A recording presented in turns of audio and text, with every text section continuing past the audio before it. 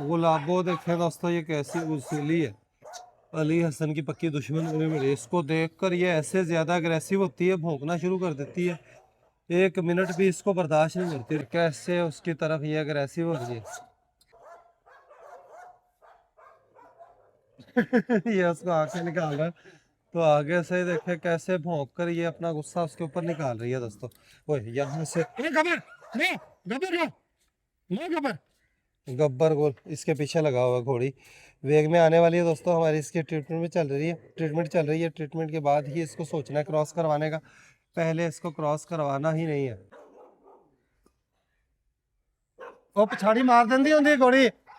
गब्बर लो, गब्बर देखे सावी नुकरी घोड़ी से पंगे ले रहा है दोस्तों, उसके ऊपर भौंक रहा है। ओए उसने पिछाड़ी निकाल दी तो इसको लगेगी ऐसी कि याद रखेगा, लेकिन फिर भी भौंक रहा है दोस्तों ये इसकी तरफ।